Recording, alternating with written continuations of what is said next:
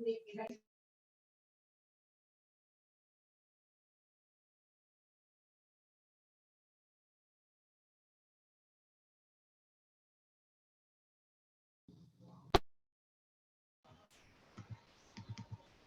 evening, sir.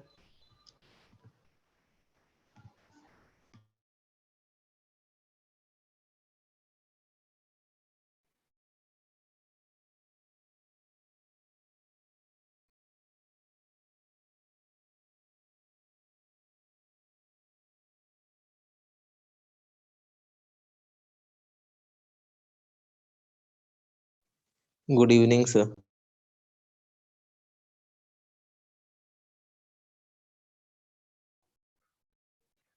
Good evening बच्चा, good evening. मेरी आवाज जा रही है क्या? Yes, sir. No, Yes, sir. sir. हाँ सर। ओके।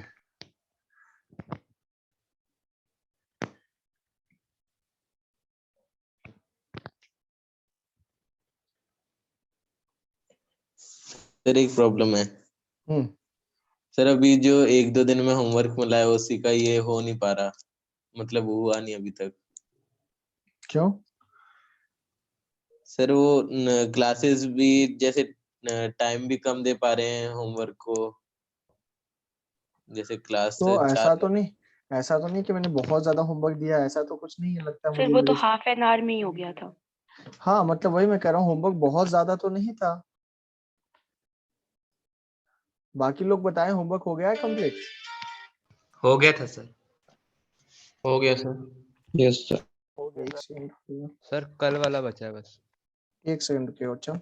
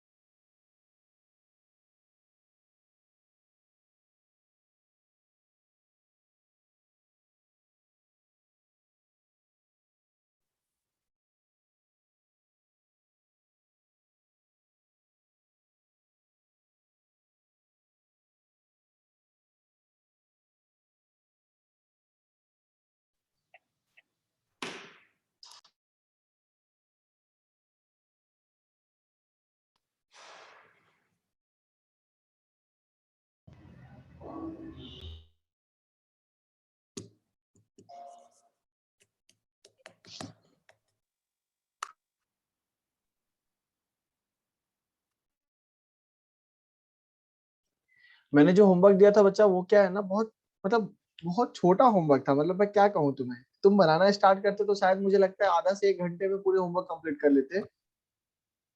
Yes, बाकी sir. बाकी ऐसा कुछ ज्यादा था नहीं मेरे हिसाब से। Yes, sir. अंधेरा कहाँ लग रहा है रे? अंधेरा कहाँ है?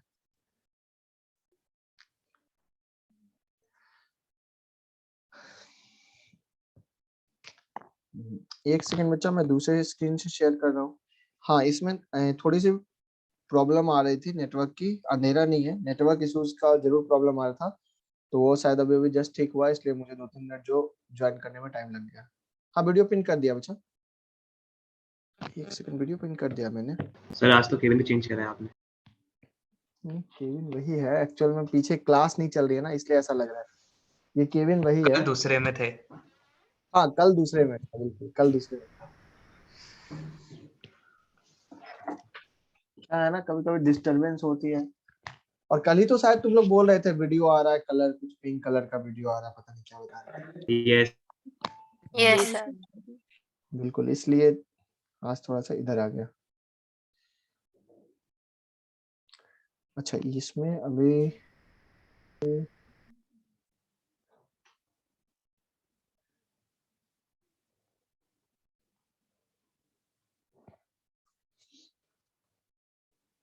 मुझे ये बताओ पहले कि नहीं, ऑप्टिकल बहुत बड़ा नहीं है, 10 लेक्चर का चैप्टर है ऑलमोस्ट, ठीक है। 10 लेक्चर का है, ठीक है। हाँ बच्चा, गुड इवनिंग। सर वापस से एक्स्ट्रा क्लास लोगे क्या? क्लासेस एक्स्ट्रा लेंगे, लेकिन अभी तो ऐसा कुछ सोचा नहीं है। सर पहले ले लो, सर जीओसी भी रिवाइज करवानी है आपने। एग्जाम की तैयारी भी होने लग जाएगी। क्या चीज की तैयारी बच्चा?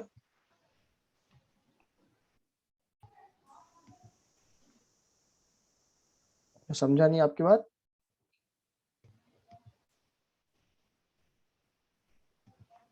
अगले में चर्चित बिजी है सर। नहीं, मैं कहा कि समझा कोई नहीं busy आपकी नहीं बात। है। जैसे कि अभी तो क्या है कि क्लासेस जो आपकी चल रही थी, आपकी अभी वो क्या चल रही है, एटॉमिक स्ट्रक्चर कहाँ तक चल रही है, कहाँ तक हुई है? सर वो स्टॉपिंग इलेक्ट्रोमैग्नेटिक वेव्स। जब बोर एटॉमिक मॉडल शुरू होगा। अच्छा फोटो इलेक्ट्रिक इफेक्ट का खत्म हो गया। अच्छा, फोटो इलेक्ट्रिक इफेक्ट खत्म हो गया। एटॉमिक स्पेक्ट्रम चल रहा था सर। चलो बढ़िया है, अच्छी बात है। फिर आप कहाँ तक कर रहे हैं? एक सेकंड बच्चा। डिस्कशन होगा ना सर पहले? हाँ बच्चा, मैं वही स्क्रीन शेयर कर रहा हूँ दूसरे डिवाइस से। मैंने आपको बोला ना कि थोड़ा सा काम चल रहा है, उस थोड़ा सा कुछ हॉटस्पॉट का प्रॉब्लम चल रहा है, पता नहीं क्यों, तो इसलिए थोड़ा सा उसमें कनेक्टिंग इशू जा रहा था। ठीक है, बाकी मैं कनेक्ट कर दिया हूँ, देखो स्क्रीन शेयर हो जाएगा थोड़ी देर में, अभी प्रोसेसिंग चल रहा है। एक बार आप लोग होमवर्क निकाल लें फिलहाल जल्दी से, जहां तक किया है जैसे किया है तब निकाल तक कर लेगा लेते हैं। और दूसरी बात, कुछ लोगों का अगर होमवर्क नहीं हुआ है, टाइम नहीं दे पाए, तो उनको मैं फिर से टाइम दूंगा, फिर से कर लेना आप, लेकिन डिस्कशन तो कर लेंगे क्योंकि हम होमवर्क आगे का भी देंगे ना।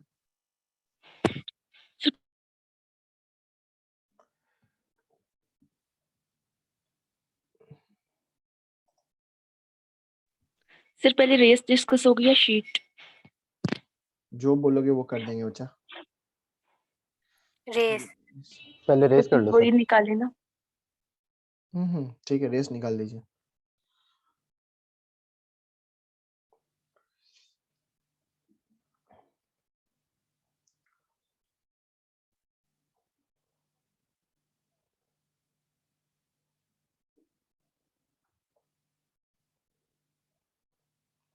ये क्या हो रहा है, मुझे ये नहीं समझ में आ रहा है, तब से ये कनेक्टिंग कनेक्टिंग वेटिंग वेटिंग दिखा रहा है। सर आजकल आप WCC2 नहीं खेलते? नहीं, क्या तुम्हें पता है कि मैं खेलता हूँ, पहले ये बताओ। सर नोटिफिकेशन आती थी ना पहले, आजकल अच्छा नहीं अच्छा आती। अच्छा WCC3 अच्छा ज्यादा अच्छा है। अच्छा अच्छा। नहीं, कभी कभी मैं बैठे रहता तो खेलता था, ऐसा नहीं कि हमेशा खेलता हूँ। इतना टाइम ही क्या मिलता है यार, तुम्हें तो पता ही है। Yes sir. बाकी हाँ, खेलता हूँ कभी कभी। ठीक है, चलो मैंने स्क्रीन शेयर कर दिया बच्चा। सबसे पहले रेस बोल रहे हो ना डिस्कस करने, रेस ही कर लेते हैं।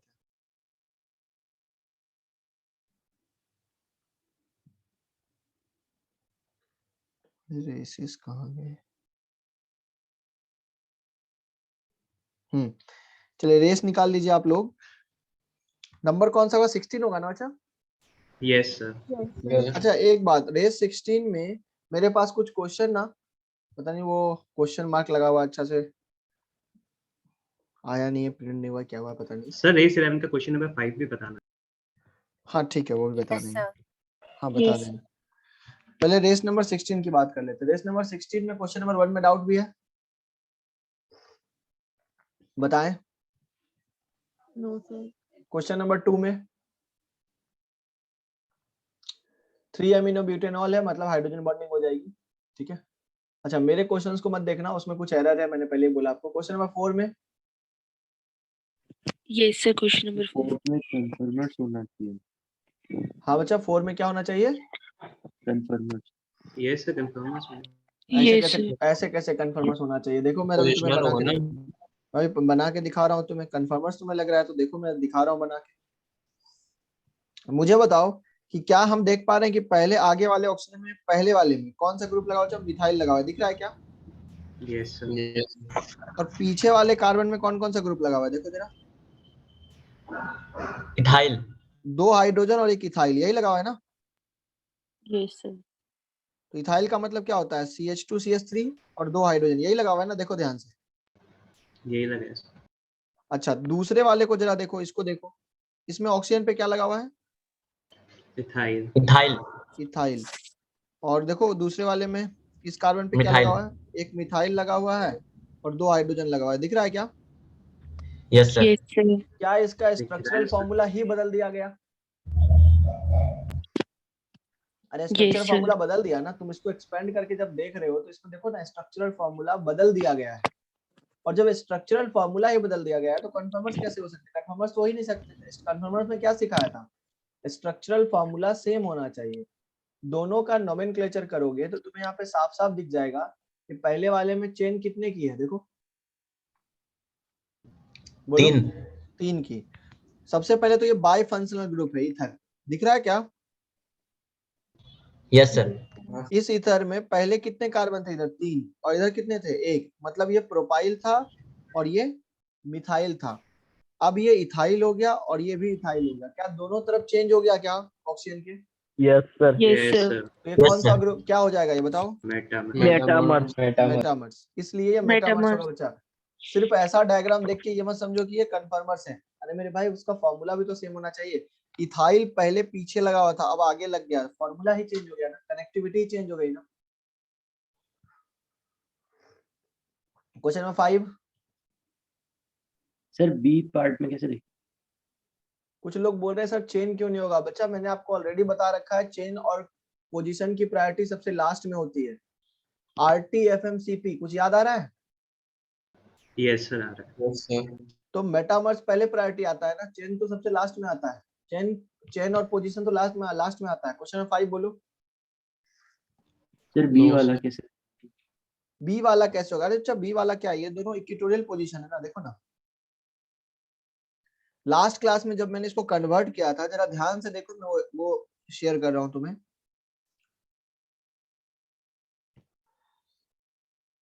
जब मैंने इसका डायग्राम बनाया था, ध्यान से देखो। देखो ये वाला पोजीशन कौन सा है? देखो ये 4 पोजीशन इक्वेटोरियल के है ना, इक्वेटोरियल के। तो इक्वेटोरियल ये पोजीशन दोनों इक्वेटोरियल शो कर रहा है, तो ये भी तो वही दिखा रहा है। देखो ये सेम चीज को, वही चीज को लिख रखा है यहाँ पर। ये दोनों पोजीशन क्या बचा ये बताओ? इक्वेटोरियल। वही चीज तो वहां भी दिखाया है, सेम चीज देखो। Yes sir. तो ये दोनों आइडेंटिकल हो गए ना। Yes sir. इसमें क्या है? एक एक्सियल और दूसरा इक्वेटोरियल। तो बताओ स्टेबिलिटी सबसे ज्यादा किसकी होगी? जो दोनों इक्वेटोरियल पे है। तो दोनों इक्वेटोरियल पे कहाँ पे है? दोनों में है। तो ए और बी की बराबर होगी। सर दोनों एक्सियल नहीं है? कौन दोनों एक्सियल दिख रहे हैं तुम्हें? अच्छा ये बोल रहे हो क्या? ओके बच्चा, हाँ। अच्छा मैंने नीचे ये, अच्छा मैंने इधर देख लिया, हाँ माय मिस्टेक। ये दोनों एक्सियल है, ठीक है। तो अब ए की स्टेबिलिटी क्या हो जाएगी? सी की स्टेबिलिटी क्या हो जाएगी? सबसे कम। ए और बी की स्टेबिलिटी बराबर। क्लियर है ना? सर बी वाला नहीं समझ आया। अप एंड डाउन वाले से भी कर सकते बच्चा कुछ नहीं है, इसी का हमने जब कन्फर्मर्स बनाया न्यूमैन प्रोजेक्शन, वही चीज ये है। अब ध्यान से देखो, यहाँ पर एक वैलेंसी ये थी, एक वैलेंसी ये थी। तो ये जो वैलेंसी है उसको यहाँ दिखाया गया, ये वैलेंसी फ्रंट वाली, और बैक वाली वैलेंसी को नीचे दिखा दिया गया, पीछे वाले कार्बन से लगा हुआ। जब न्यूमैन प्रोजेक्शन किए थे तो ध्यान से देखो कि ये वाला जब हमने स्ट्रक्चर ड्रॉ किया था तो ये वाले पोजीशंस क्या थे? एक्सियल्स थे। वहां देखो पुराने वाले नोट्स में क्लियरली लिखा रखे थे, वहां पे ये क्या थे? ये एक्सियल्स थे। और ये वाले पोजीशंस क्या थे? इक्वेटोरियल पोजीशंस थे। देखो ना वहां लिखा हुआ है साफ साफ, ये चीजें लिखी हुई है। ए और बी तो आइडेंटिकल है ना, मतलब इसलिए ए और बी आइडेंटिकल हो गया। सर अप एंड डाउन से भी कर सकते थे ना? कर सकते थे, बिल्कुल कर सकते थे, लेकिन अब पता चला कि एक पोजीशन यहाँ लगा दिया, एक यहाँ लगा दिया। तो ये तो गलत, ये तो अलग बात हो गई ना। एक पोजीशन ऊपर और एक पोजीशन नीचे, यहाँ भी है, अप एंड डाउन यहाँ भी है, लेकिन ये दोनों एक्सियल है। ध्यान से देखो। Yes sir. अब ये कैसे पता चलेगा? ये वहीं से पता चलेगा जो तुम्हारा प्रीवियस स्ट्रक्चर था। चलो question number 6। Question number 6 lowest बोला है, मतलब हमें देखना है स्टेबिलिटी ज्यादा किसकी है। तो हमें कौन सा बॉन्ड खोजना है? फिर से बताओ, एक्सियल या इक्वेटोरियल? बल्कि इक्वेटोरियल। इक्वेटोरियल कहाँ पे है? यही है ना बच्चा, ये दोनों देखो। Yes sir. Yes sir. दोनों इक्वेटोरियल है, जबकि यहाँ पे एक इक्वेटोरियल एक एक्सियल है। देखो ध्यान से, यहाँ पर दोनों क्या है बच्चा? दोनों एक्सियल। एक्सियल। यहाँ पे दोनों एक्सियल है। बताओ ज्यादा स्टेबल कौन है? यही है ना। Yes sir. बस यही चेक करना है। ये पोजीशंस आपको पता होना चाहिए कि जब आपने कन्फर्मर्स ड्रॉ किया तो ये जो पोजीशंस होंगे ये होंगे एक्सियल पोजीशंस, ये जो पोजीशंस होंगे ये होंगे इक्वेटोरियल पोजीशंस। ये पहले से पता है हमें कन्फर्मर्स में, इसलिए मैंने वहां डायग्राम बनाया था। Question number 7। 7 कैसे किया? सर अप एंड डाउन से नहीं सर, इक्वेटोरियल एक्सियल से हो गया था। Yes, sir. गुड। सबसे ज्यादा स्टेबल कौन है यहाँ पे? सर सेकंड वाला। सेकेंड वाला E. बच्चा, सेकेंड वाला सबसे ज्यादा स्टेबल है बच्चा, क्योंकि दोनों क्या पोजीशन दिखा रहे हैं? इक्वेटोरियल। इक्वेटोरियल पे अच्छा, सबसे लिस्ट स्टेबल कौन सा है? देखो फर्स्ट फर्स्ट वाला वाला First. दोनों क्या हो गया? First one. एक्सियल। एक्सियल पे। एक्सियल। ये इक्वेटोरियल, ये एक्सियल, और ये एक्सियल, ये इक्वेटोरियल। अब बताओ सेकंड के बाद कौन आएगा? Fourth. फोर्थ फोर्थ आएगा बच्चा। रीजन है कि जो बल्कि ग्रुप है वो बल्कि इक्वेटोरियल group। पे। हाँ, तो सेकंड के बाद फोर्थ कौन सा ऑप्शन आ जाएगा बताओ? सी। सी वाला। E. E. खत्म, क्वेश्चन सॉल्व हो गया। देखो मैं सॉल्व कर रहा हूँ तुम्हारे सामने। क्वेश्चन नंबर 8 बताओ, हो गया? यस। Yes, sir. क्या ये क्लास का एग्जांपल था? Yes, sir. OH sir. और फ्लोरीन दोनों एक डायरेक्शन में होंगे, या तो अप या तो डाउन, जो भी कहना है कह लो। ये व्यूअर्स के अकॉर्डिंग डिपेंड करेगा कि OH तुम्हारे लिए अप है या डाउन है। ठीक है, तो OH और F में कौन सी बॉन्ड बनेगी? Hydrogen bonding. Hydrogen bond N bonding. Hydrogen bonding. तो अगर हाइड्रोजन बॉन्डिंग बच्चा बनेगी, तो यहाँ पे मैं देखो चेयर कंफर्मेशन ड्रॉ कर रहा हूँ फिर से। मैं मान लेता हूँ कि ये OH है, तो फ्लोरीन 3 नंबर पे ऊपर होगा, हाँ या ना? Yes, yes sir. सर हाँ सर। यस सर और 5 पे मिथाइल ऑपोजिट है। आप ध्यान से देखो, मिथाइल और OH ऑपोजिट है, तो हम कहेंगे 5 पे CH3 इधर हो जाएगा। तो पोजीशन क्या क्या है? A E। तो आंसर इज A क्लियर है? Yes, यस सर चलो नेक्स्ट क्वेश्चन नंबर 8 के बाद 9 हो गया। सर नाइन्थ का जीआई वाला। Sir, C part. 9 में मुझे ये बताओ कि ये वाला क्या है? ये अप वैलेंसी या डाउन वैलेंसी है? मुझे ये पहले बताओ। Down. डाउन है। Down. डाउन है। मैं यहाँ पे दोनों लिख रहा हूँ, ठीक है? ये डाउन वैलेंसी है, यहाँ डी लिख देता हूँ। और ये अप है या डाउन है? Up. अप है। ये क्या हो गया? एक्सिस या ट्रांस? क्या हो गया? देखो ट्रांस। Trans. ट्रांस। मैं यहाँ लिख रहा हूँ, ध्यान से देखना। और ये ट्रांस में कौन सा ट्रांस है? देखो ध्यान से, इक्वेटोरियल वाला है ना? Equatorial. अब यहाँ आ जाओ, सेकंड वाले में आ जाओ। ये अप है या डाउन है? Up. Up. ये Down. डाउन ये भी ट्रांस है, लेकिन ट्रांस में कौन सा? Axial वाला. ये वाला बताओ, थर्ड नंबर। C sir. ये डाउन है, ये भी डाउन है, यस तो ये सर सिस है। सिस में कौन सा है ये? Equatorial axial. Equatorial axial EA. ठीक है, ये बोल दो या ए बोल दो, एक ही बात है। यहाँ बताओ, ये अप है, C. ये भी अप है, ये भी सिस है, लेकिन कौन सा सिस है? ए या ई ए? ठीक है, एक ही बात है। ठीक है ना बच्चा?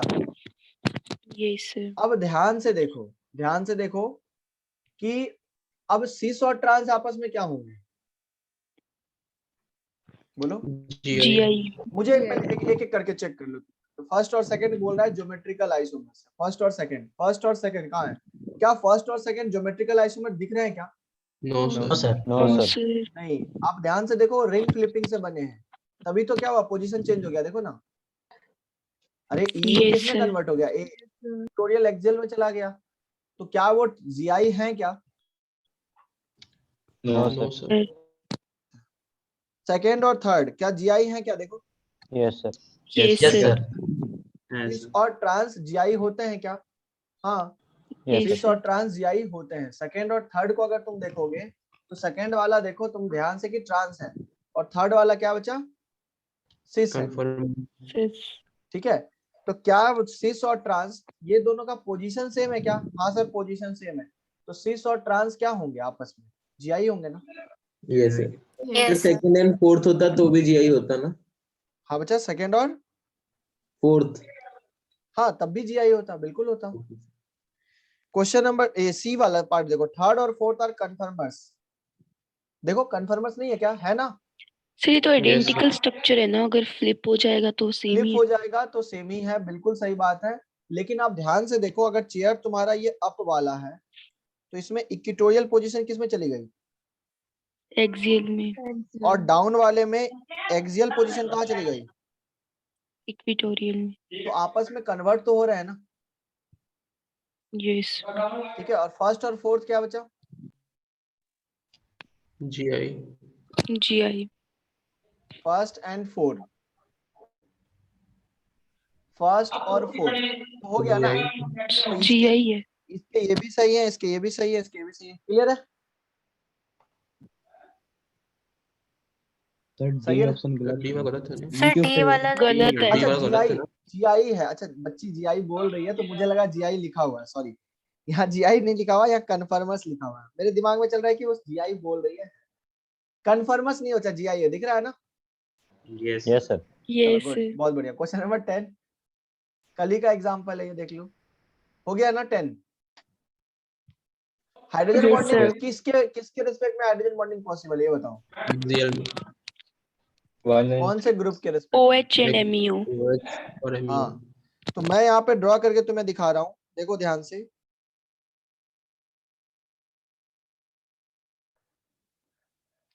यहाँ पे अगर OH को ऊपर रखे हो, सपोज करो, तो MeO को भी कहाँ रखोगे? ऊपर। तो 1 2 3 4 5, मान लो यहाँ पे तुमने नंबरिंग ऐसे किया 1 2 3 4 5, तो OMe को इधर रखोगे बच्चा, तो ये वाला हाइड्रोजन बॉन्डिंग दिख रहा है क्या? Yes, sir. यस अच्छा सर। आयोडीन कैसे रखोगे, ये बताओ, बल्कि है ना? इक्वाटोरियल सर डाउन रख देंगे। गुड। तो कुल मिलाकर क्या हो गया, देखो ये AEA आ गया ना बच्चा? Sir, MEO बल्कि यस नहीं सर। है? हाँ बच्चा, क्या बोले? क्या बोले, बोलो। Sir, MEO बल्कि MEO बल्कि ग्रुप सर वो नहीं पूछ रहे हैं एमईओ बल्कि ग्रुप नहीं है क्या? है, लेकिन हाइड्रोजन बॉन्डिंग में इन्वॉल्व है ना, देखो ना। ये जो OH ग्रुप लगा हुआ है यहाँ पे, ऐसे लगा देता हूँ, ये हाइड्रोजन बॉन्डिंग कर रहा है ना इसके साथ, देखो ना, क्योंकि Yes, ऑक्सीजन है ना इसके पास, वो भी बल्कि ग्रुप है, नो डाउट, लेकिन हाइड्रोजन बॉन्डिंग के कारण ज्यादा स्टेबल है, इसलिए इस तरह का कंफर्मेशन शो करेगा। क्लियर है? Yes, sir, समझ गया।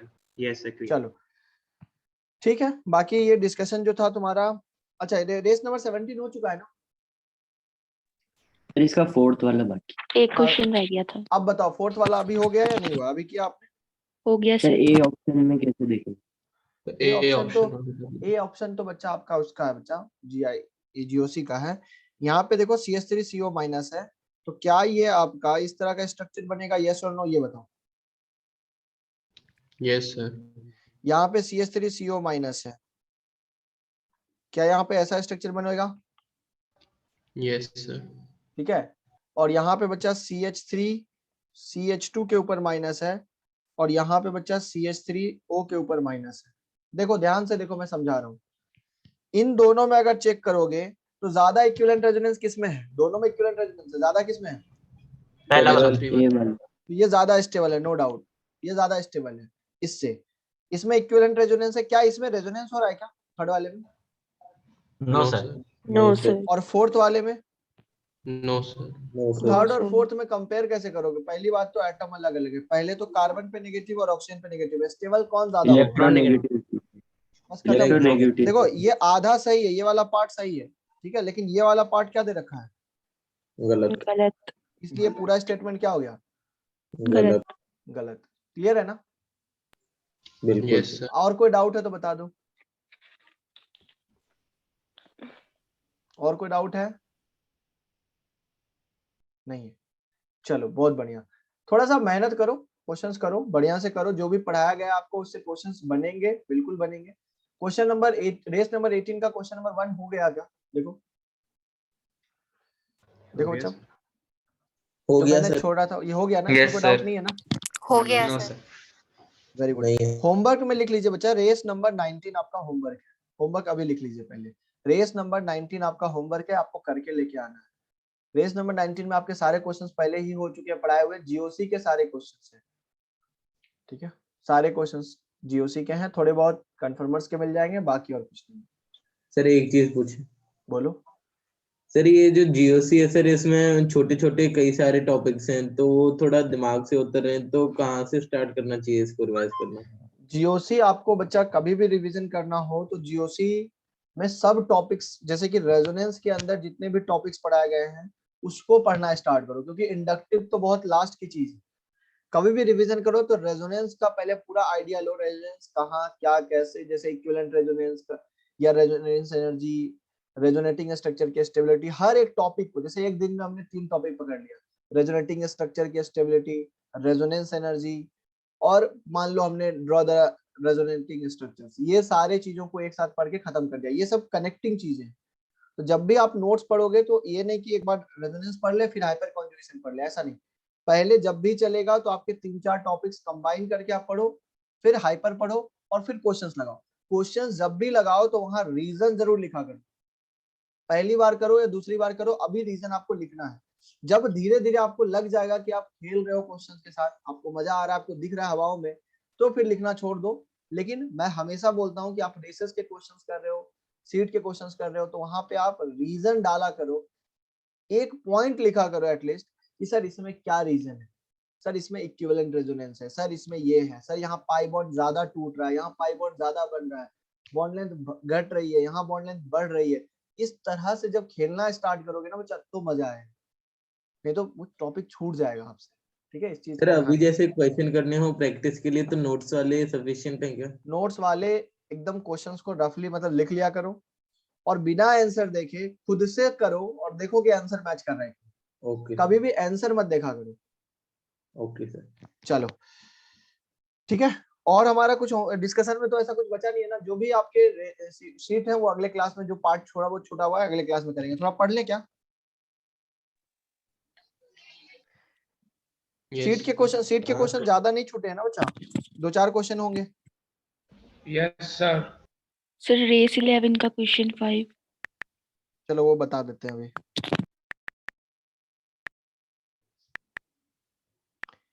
कॉपी में हेडिंग डाल लो ऑप्टिकल आइसोमेरिज्म। ये नया चैप्टर है, मतलब नया टॉपिक कह लो या चैप्टर कह लो, क्योंकि स्टीरियो के अंदर ही आता है, आपको पता है ये चीज। मैं अभी थोड़ा रिवाइज करा देता हूँ, लिख जाओ, एक सेकंड में थोड़ा क्रिएट कर देता हूँ फाइल।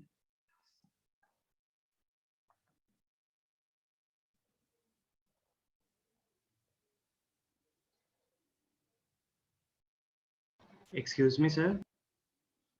एक सेकंड बच्चा।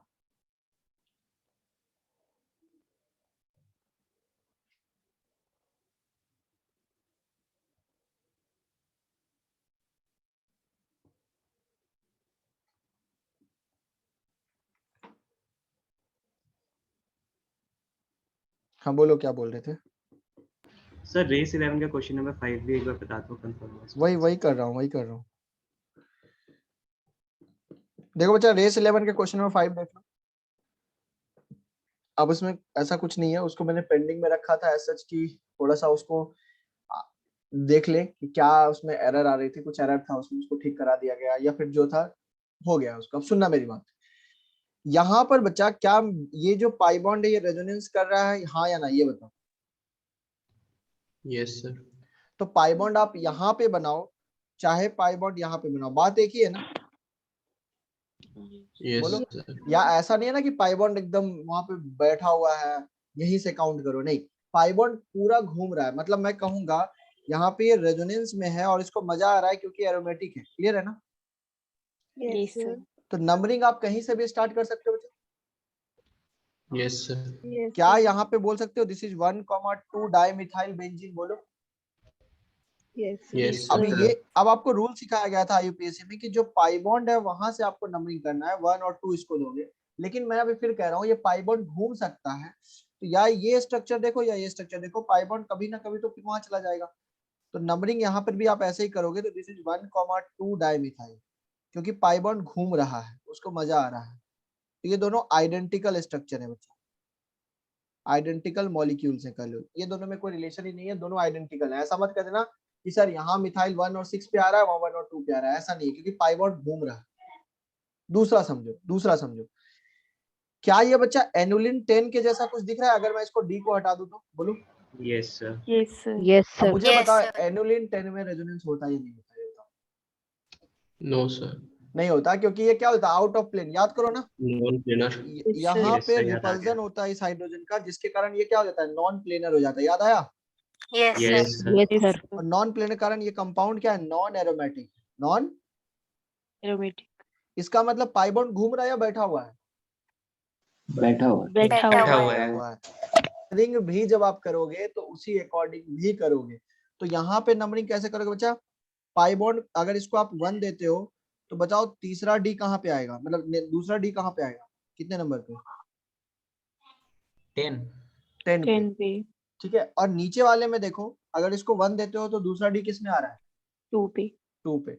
तो यहाँ पे 1,10 का केस है और यहाँ पे 1,2 का। क्या है, सेम मॉलिक्यूल है, डिफरेंट है? डिफरेंट, क्योंकि Different. क्योंकि पाई बॉन्ड नहीं घूम रहा है, रेजोनेंस नहीं हो रहा है। क्लियर है ना? Yes yes sir. सर, तो ये डिफरेंट मॉलिक्यूल हो गया। सी वाले में बताओ कि पाई बॉन्ड घूम, देखो अब मेरी बात सुनना, ध्यान से सुनना जो मैं बोल रहा हूँ। ये कंपाउंड एरोमेटिक है या एंटी एरोमेटिक, ये बताओ। एंटी एरोमेटिक, एंटी एरोमेटिक जब है तो क्यों घूमेगा वो, क्यों पाई बॉन्ड? वो पाई बॉन्ड तो चाहेगा ना कि हम एक फॉर्म में स्टेबल रहे, हम दूसरे फॉर्म में जाए ही ना। अगर तुम उसको भेज रहे हो, इसका मतलब वो क्या हो गया, वो रेजोनेंस कर रहा है और उसको मजा आ रहा है। उसको मजा आ रहा है क्या? नहीं आ रहा है। स्टेरिक क्राउडिंग नहीं होगी सर। स्टेरिक क्राउडिंग कुछ नहीं है बच्चा, यहाँ पे सीधी सीधी है कि पाई बॉन्ड घूम रहा है और पाई बॉन्ड नहीं घूम रहा है। तो आप सीधा देखो, इस मॉलिक्यूल और इस मॉलिक्यूल में कोई डिफरेंस नहीं है। यहाँ पर 1 और 2 है और यहाँ पर भी 1 और 2 है। क्या दिख रहा है ये चीज? Yes sir. Yes Yes, sir, sir. ये दोनों तो Yes, sir. सेम है ना। इसको उठा के एक डब्बा ऐसे रखा हुआ था, सोया हुआ, इसको उठा के ऐसे रख दिया, तो देखो क्या वैसा ही कुछ दिख रहा है? तो Yes, ये sir. आइडेंटिकल मॉलिक्यूल्स है। ये भी क्या बचा? यस। आइडेंटिकल। सी वाले, डी वाले में देखो, रिंग की साइज कितनी है बताओ? 8. 8। और टोटल पाई इलेक्ट्रॉन कितने दिख रहे हैं? 8 पाई इलेक्ट्रॉन। 4 मैंने 8 पाई इलेक्ट्रॉन है, तो अगर मैंने बोला था 8 बॉन्ड 4 है, पाई बॉन्ड 4 है, 8 पाई इलेक्ट्रॉन है, मैंने क्या बोला था? अगर रिंग की साइज 7 से ज्यादा हो और वो एंटी एरोमेटिक आ रहा है तो किसमें कन्वर्ट हो जाता है? नॉन एरोमेटिक में, Non-aromatic. एरोमेटिक। इसका मतलब ये नॉन एरोमेटिक है, हाँ है ना? मतलब इसमें भी पाई बॉन्ड नहीं घूम रहा है, हाँ है ना?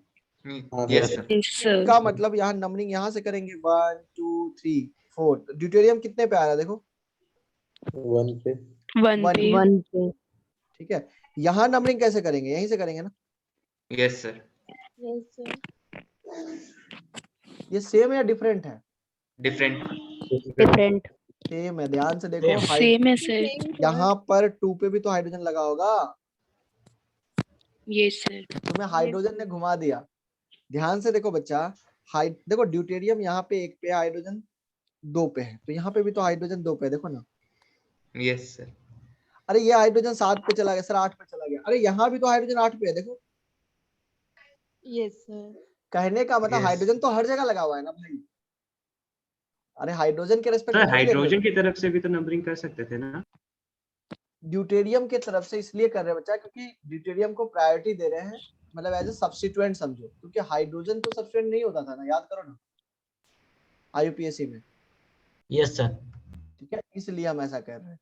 तो कहने का मतलब ड्यूटेरियम तो 1 पे आ रहा है, लेकिन हाइड्रोजन का चेंज कहीं नहीं हो रहा है, ना इधर हो रहा है ना उधर हो रहा है, दोनों तरफ हाइड्रोजन लगे हुए हैं। ये आइडेंटिकल मॉलिक्यूल और कुछ नहीं है। ठीक है, तो आंसर क्या हो जाएगा? B, B. बाकी मैं तुम्हें शेयर कर दूंगा, इसके जो भी है पूरे का पूरा डिस्कशन शेयर कर दूंगा जो भी है। ठीक है, ये भी तीनों आइडेंटिकल है और बी आंसर हो जाएगा। तो अगर आंसर आप में कुछ और दिया हो आपके मॉड्यूल ये में, सर ए दिया हुआ है, काट लेना उसको, आंसर होगा बी। इसलिए मैंने इसको पेंडिंग में रखा था क्योंकि आंसर चेंज कराना। चलो ठीक है। Yes sir. सर चलो। ए किस लॉजिक से दिया होगा? लॉजिक है ही नहीं ना, वो गलत आंसर है, कोई लॉजिक ही नहीं है। Okay sir. ठीक है, सर शीट का भी डिस्कशन होगा क्या? नहीं बच्चा अभी नहीं करेंगे, अभी पढ़ेंगे।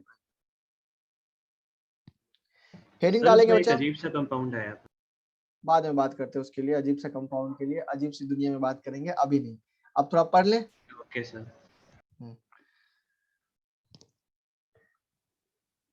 इसमें कन्फर्मर्स के यूज होंगे बच्चा, कन्फर्मर से भी आपको समझा सकते हैं, ऐसा नहीं है, लेकिन उसको नोमेनक्लेचर से ही तुम्हें समझा दिया जो तुम जहां तक जानते थे। ठीक है, और कुछ नहीं है। ठीक है, चलो अभी तुम समझो बच्चा, क्या बोल रहे थे मैं? हाँ, ऑप्टिकल आइसोमेरिज्म। अच्छा एक चीज, पूरे आइसोमेरिज्म को हमने कितने पार्ट में डिवाइड किया था बच्चा? देखो, एक स्ट्रक्चरल और एक स्टीरियो। दो पार्ट में, एक स्ट्रक्चरल और एक स्टीरियो। स्ट्रक्चरल हो चुका है हमारा। हाँ सर। स्टीरियो के अंदर हमने कितने कॉलम बनाए थे? 2 कॉलम बनाए थे, याद करो। एक कॉन्फिगरेशनल था और एक कॉन्फर्मेशनल था। कॉन्फर्मेशनल हो चुका है। Yes sir. Yes sir, yes sir. Configurational में हमने 2 बनाए थे। GI और ऑप्टिकल। जीआई और ओआई। ऑप्टिकल। अब मुझे बताओ क्या हमारा जीआई हो चुका है? Yes sir. Yes, सिर्फ sir. क्या बचा है? ऑप्टिकल। Optical. हेडिंग डालो ऑप्टिकल आइसोमेरिज्म।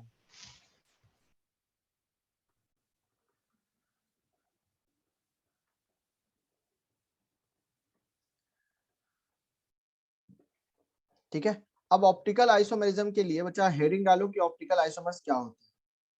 धीरे धीरे जो पढ़ा रहे हैं उसको समझते जाना, ये भी बढ़िया से कट जाएगा, बहुत मजा आएगा। अच्छा टॉपिक है ये। ठीक है, लिखो बच्चा compounds having same structural formula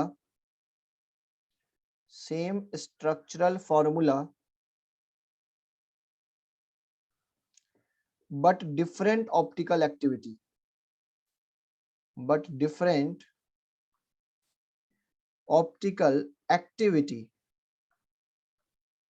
are called optical isomers। Optical का मतलब क्या समझते हो आप लोग, बताओ किससे रिलेटेड लग रहा है ये? लाइट से, लेंस। लाइट से। ठीक है, बेसिकली ऑप्टिकल एक्टिविटी का मतलब होता है बच्चा जब कोई लाइट के लिए बिहेवियर कुछ शो करता है, वो कौन सी बिहेवियर अभी पढ़ेंगे, तो हम उसको बोल देते हैं कि वो कंपाउंड ऑप्टिकल आइसोमर्स है, क्योंकि लाइट के लिए कुछ अपना बिहेवियर शो कर रहा है। कौन सी बिहेवियर अभी बताएंगे।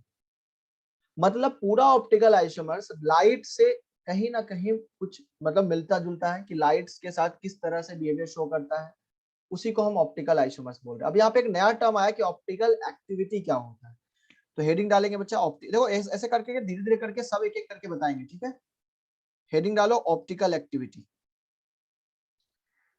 तो टर्म आया कि सर ऑप्टिकल एक्टिविटी क्या होता है, तो लिखो ऑप्टिकल एक्टिविटी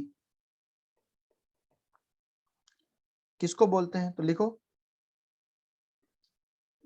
द कंपाउंड्स और सॉल्यूशंस, द कंपाउंड्स और solutions which are having tendency to rotate in polarized light, plane polarized light, in short इसको PPL बोलते हैं बच्चा। PPL are known as optically active substance, optically active substance। बहुत simple language में अगर हम बोले तो ऑप्टिकल आइसोमर्स वो आइसोमर्स होंगे बच्चा जो क्या करे, ऑप्टिकली एक्टिविटी को शो करे, उसका ऑप्टिकली एक्टिविटी हो। ऑप्टिकली एक्टिविटी का मतलब होता है प्लेन पोलराइज्ड लाइट को क्या करे, रोटेट करने की टेंडेंसी रखे, उसको बोलेंगे ऑप्टिकली एक्टिविटी। मन में आता है सर ऑप्टिकली एक्टिविटी तो ठीक है कि प्लेन पोलराइज रोटेट हो रहा है, लेकिन ये प्लेन पोलराइज्ड लाइट क्या होता है, तो अब हेडिंग डालेंगे प्लेन पोलराइज्ड लाइट, उसके बाद हमारा जो भी डाउट है वो क्लियर होगा। लिखेंगे plane polarised light, in short हम इसको बच्चा बोलेंगे पीपीएल। अब ये क्या होता है इसको समझेंगे। जैसे जिस लाइट के नीचे आप बैठे हुए पढ़ाई कर रहे हो, सपोज करो ये लाइट है, this is the unpolarised light, इसको बोलते हैं अनपोलराइज्ड, मतलब इसका डायरेक्शन डेविएशन हर एक डायरेक्शन में, देखो ना लाइट इधर भी आ रही है, इधर भी आ रही है, इधर भी आ रही है, इधर भी आ रही है, इसका डायरेक्शन बहुत ज्यादा है, तो हम इसको बोलते हैं अनपोलराइज्ड लाइट या ऑर्डिनरी लाइट। इसको हम कन्वर्ट करते हैं पीपीएल में। ठीक है, तो समझो, लिखेंगे when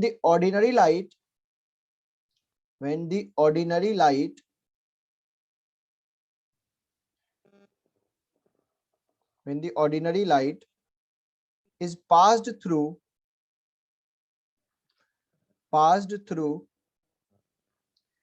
the apparatus called Nicol prism,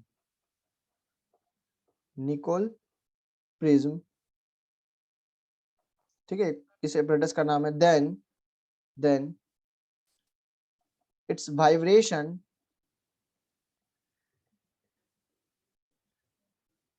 its vibration is restricted in single plane,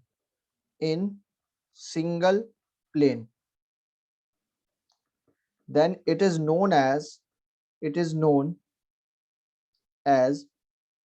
plane polarised light. अब ये कैसे बनता है इसको डायग्राम के थ्रू समझने की कोशिश करते हैं, ठीक है। समझिएगा, डायग्राम के थ्रू समझिएगा कि प्लेन पोलराइज्ड लाइट क्या होता है, उसको रोटेट जो कर रहा है उसी सब्सटेंस को हम बोलेंगे ऑप्टिकल आइसोमर्स या ऑप्टिकली एक्टिव सब्सटेंस। जो ऑप्टिकली एक्टिव होंगे वो ऑप्टिकल आइसोमर्स, खत्म। जो ऑप्टिकली एक्टिव होंगे वो ऑप्टिकल आइसोमर्स होंगे, ठीक है। अब समझिए होता क्या है, जैसे मान लो हमारे पास एक लाइट का सोर्स है, जैसे मान लो एक बल्ब है, ठीक है। सपोज करो हमने यहाँ बल्ब लगा रखा है। अब बल्ब से क्या होता है बच्चा, बहुत सारे यहाँ पे वेव्स जो है लाइट के हर एक डायरेक्शन में आते हैं। इसको हम, इससे जो लाइट निकल रही है, मतलब इससे जो निकल रही है वेव्स, उसको हम बोलेंगे ऑर्डिनरी लाइट या फिर कह लो प्लेन अनपोलराइज्ड लाइट। जैसे सपोज करो इसका वाइब्रेशन हर एक डायरेक्शन में, सपोज करो हमने एक एरो बना के समझाने की कोशिश की, आपको समझना, ठीक है। इसको मैंने मेजर किया तो पता चला ये इस डायरेक्शन में इसके वेव्स हैं, इस सीधी लाइन, ये इस डायरेक्शन में वेव्स हैं, इसके वेव्स इस डायरेक्शन में भी हैं, अरे कहाँ जा रहा है, इसके वेव्स इस डायरेक्शन में भी हैं, इसके वेव्स इस डायरेक्शन में भी हैं, इसके वेव्स इस डायरेक्शन में भी हैं। देखो बच्चा, मैंने डायरेक्शन दिखाने की कोशिश की कि ये हर डायरेक्शन में ओरिएंटेड है, ठीक है। हमें इसे किसी सिंगल प्लेन में क्या करना है, लाना है, रेस्ट्रिक्ट करना है, तो किसका हेल्प लेना पड़ेगा, निकोल प्रिज्म का। इसका काम होता है, तो अगर तुम इस लाइट को, this light is known as unpolarised light, unpolarised light, ठीक है। इस लाइट को बच्चा अगर तुम निकोल प्रिज्म से पास कराओगे, निकोल प्रिज्म नथिंग बट एक प्रिज्म होती है, ठीक है, इस तरह से अगर इससे तुम पास कराओगे तो ये पास कराने के बाद क्या होगा, देखना ध्यान से। सपोज करो तुमने निकोल प्रिज्म से पास कराया, दिस इज निकोल प्रिज्म, ठीक है, निकोल प्रिज्म। और इसका दूसरा नाम बच्चा हम लोग कहते हैं पोलराइजिंग फिल्टर, पोलराइजिंग फिल्टर, ठीक है। कभी कभी इसको पोलराइजिंग फिल्टर के नाम से भी हम बोल देते हैं इंसान। ये क्या करता है बच्चा, इसी वेव को समझना एक तरफ ओरिएंटेशन में ले आता है, मतलब एक प्लेन में रेस्ट्रिक्ट कर देता है। जैसे मैं तुमसे कह रहा हूं कि मान लो मैं यहां से गुजरना चाह रहा हूं रास्ते से, ठीक है, और मेरी जो लेंथ है, मतलब हाइट जो है वो ज्यादा है, तो यहाँ पे एक बैरियर लगा हुआ है, तो जैसे मैं आऊंगा यहाँ से टकरा के वापस चला जाऊंगा क्योंकि मुझे एंट्री नहीं मिलेगी। लेकिन इस लेंथ तक के जो भी हाइट के होंगे वो क्या होंगे, आराम से इसके अंदर चले जाएंगे, एंट्री मिल जाएगी। एग्जैक्टली ऐसा कुछ है बच्चा, एग्जैक्टली सुनो मेरी बात, एग्जैक्टली ऐसा ही कुछ यहाँ पर भी बचा कि अनपोलराइज्ड लाइट में बहुत सारे डायरेक्शन में वेव्स चल रहे हैं, उनको हम एक डायरेक्शन में ओरिएंटेशन में ला रहे हैं। तो इसका यही काम होता है कि जैसे सपोज करो कि यहाँ पे एक डायरेक्शन वाले सारे आ गए, ये देखो, सपोज करो इस डायरेक्शन में जो ओरिएंटेशन में थे, इस प्लेन में, बेसिकली एक प्लेन में है सबके सब, यहाँ पर सारे का डायरेक्शन क्या, एक प्लेन में, तो ये आ गया बच्चा, इसको हम लोग बोलेंगे पीपीएल, क्योंकि यहाँ पर जो लाइट के वेव्स जो है वो सिंगल डायरेक्शन में ओरिएंटेड है, मतलब इसको एंट्री मिल गई, बाकी सबको रिजेक्ट कर दिया, तो दिस इज द पीपीएल, इसी को बोलते हैं प्लेन पोलराइज्ड लाइट। अब क्वेश्चन आता है कि सर इसका काम क्या है, तो अभी देखो ऊपर मैंने क्या लिखाया है कि द कंपाउंड्स और solution which are having tendency to rotate plane polarised light are known as optically active substance. तो हमें किसी सॉल्यूशन का यूज करके अगर हम इसको एग्जामिन कर लें कि जो इसको रोटेट कर पा रहा है वो हमारा क्या हो जाएगा, वो हमारा हो जाएगा बच्चा ऑप्टिकली एक्टिव सब्सटेंस। समझिएगा, यहां से हमने पीपीएल बना लिया है, प्लेन पोलराइज्ड बना लिया। अब मान लो हमने एक पोलरिमीटर ट्यूब लाया, ठीक है, समझिएगा ध्यान से, ये दिस इज एक ट्यूब है बेसिकली और कुछ नहीं है। इस ट्यूब में एक सॉल्यूशन रखा है हमने, ठीक है, इस ट्यूब में एक सॉल्यूशन रखा है, सॉल्यूशन रखो या कंपाउंड रखो, जनरली वही है। और इस सॉल्यूशन को हमने रख के एनालाइज किया। समझिएगा मेरी बात को। सपोज कीजिए कि ये सारे वेव जो हैं इस तरह से परपेंडिकुलर अरेंज हो गए, जैसे मैं पकड़ के रखा हूं। जब ये सॉल्यूशन से तुम पास कराओगे, मान लो ये पोलरीमीटर एक ट्यूब है, this is the nothing but a polarimeter tube, polarimeter tube, ठीक है, जिसकी कुछ लेंथ होगी। सपोज करो इसकी लेंथ डेसीमीटर है, इसकी लेंथ मैंने एल डेसीमीटर मान लिया, L is the length, decimetre में लेंथ मान लिया, ठीक है।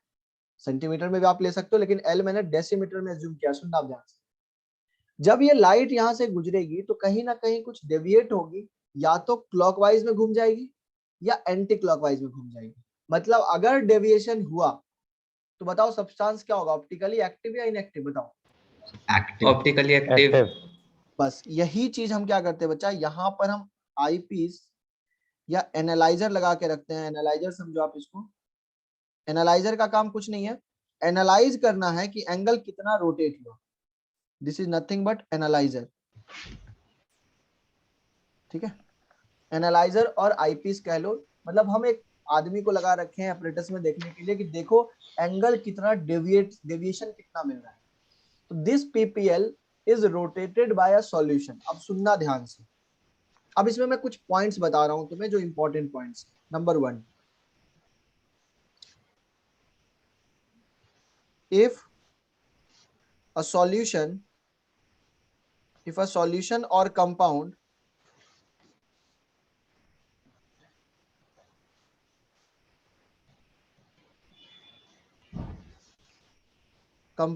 is not capable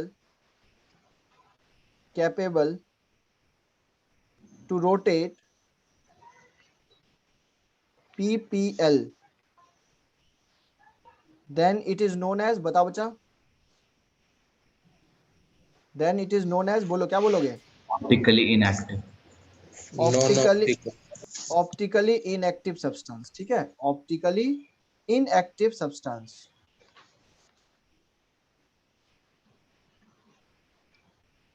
ठीक है। अच्छा, दूसरा पॉइंट, अगर रोटेट कर दिया तो ऑप्टिकली एक्टिव। हाँ, अब देखना बच्चा, if a solution or compound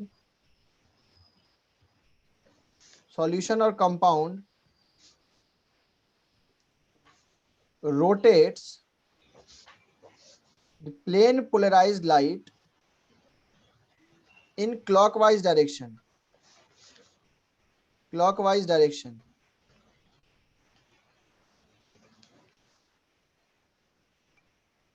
or anti-clockwise direction,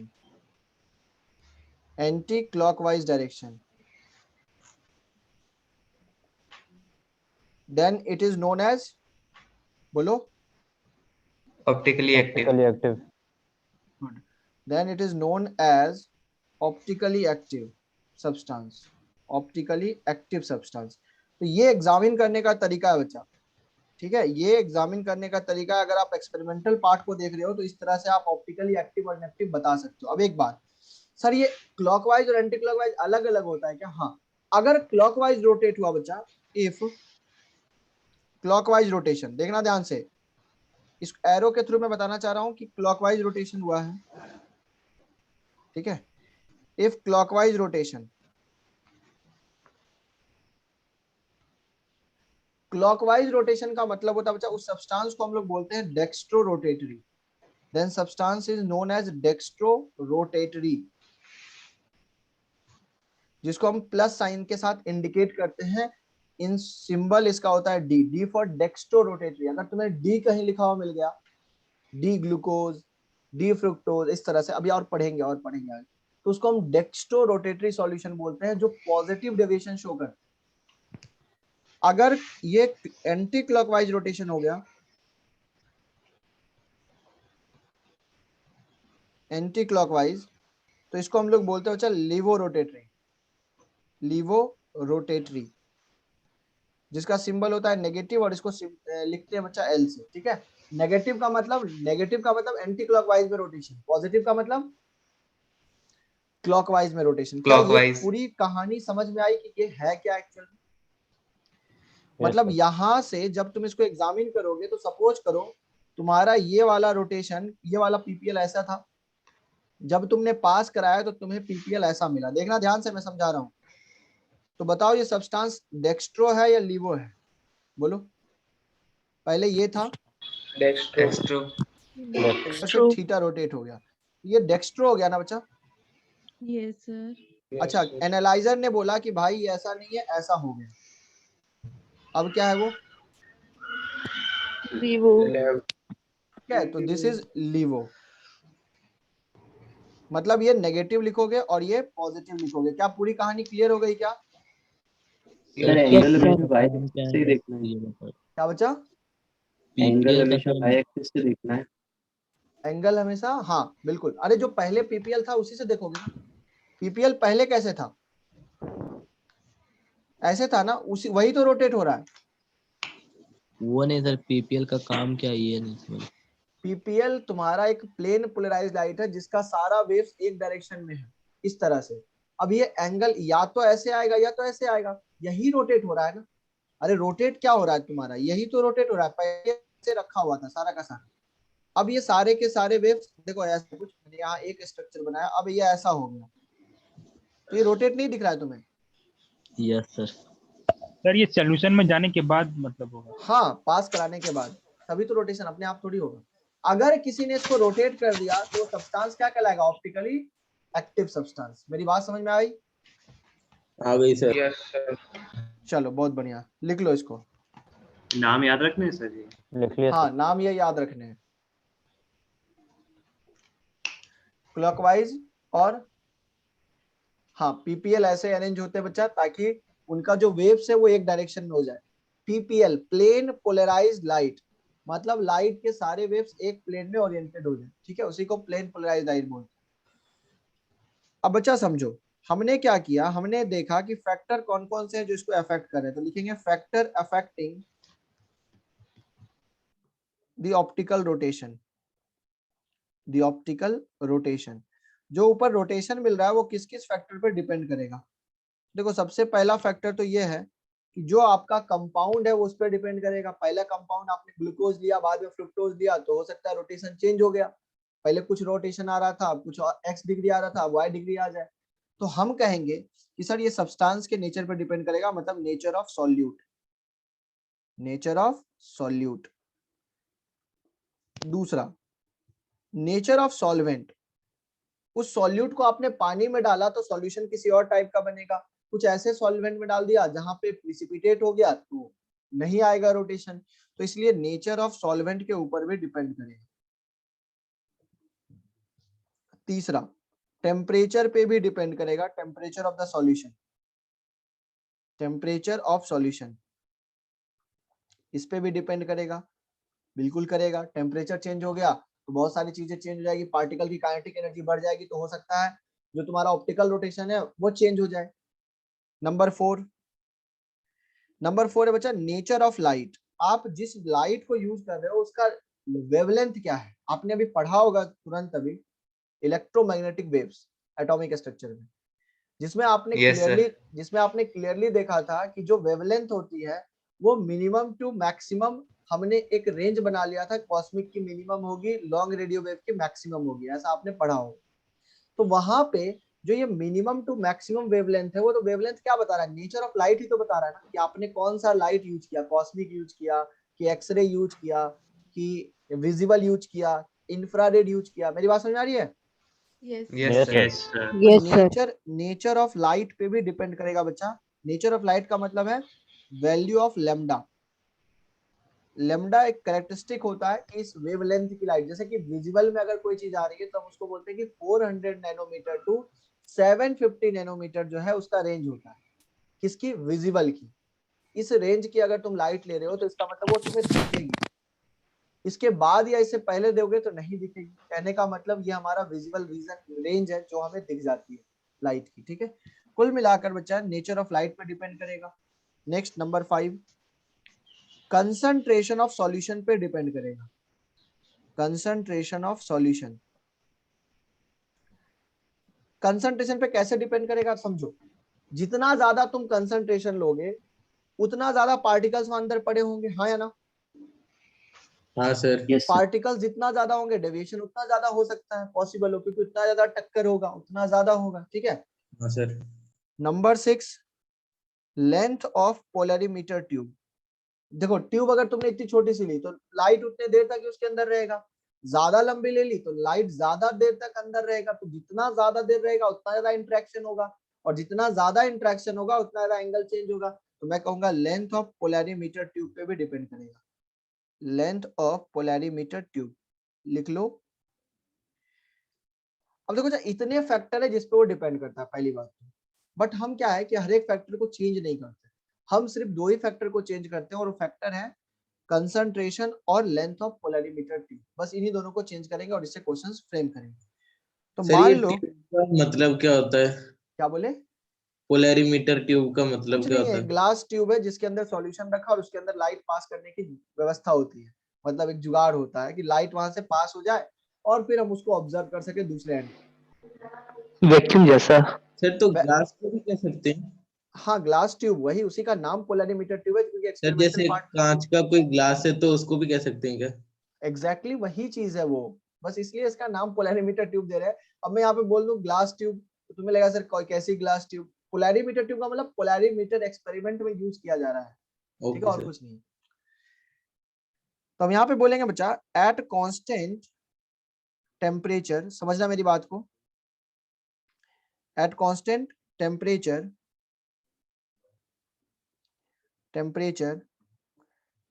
and nature of light. Nature of light का मतलब है वेवलेंथ को भी हमने कांस्टेंट कर दिया है, हमने टेम्परेचर को भी कांस्टेंट कर दिया, 2 चीजें हमारे लिए कांस्टेंट है। तो बच्चा जब हम थीटा ऑब्जर्व करेंगे, समझना मेरी बात को, थीटा ऑब्जर्व वो क्या हम कह सकते हैं डायरेक्टली प्रोपोर्शनल होगा कंसंट्रेशन ऑफ सॉल्यूशन के। सोचो कैसे, कंसंट्रेशन ऑफ सॉल्यूशन, सोचो कैसे। एक सॉल्यूशन तुमने जितना ज्यादा कंसंट्रेशन उतना ज्यादा पार्टिकल, और उतना ज्यादा पार्टिकल तो उतना ज्यादा स्ट्राइक होगा, और उतना ज्यादा स्ट्राइक होगा तो उतना ज्यादा रोटेशन होगा, हाँ या ना? तो बेसिकली जितना ज्यादा पार्टिकल्स उतना ज्यादा रोटेशन पॉसिबल होगा हमारे लिए। और देखा जाता बच्चा कि this is directly proportional to length of tube, length of polarimeter tube.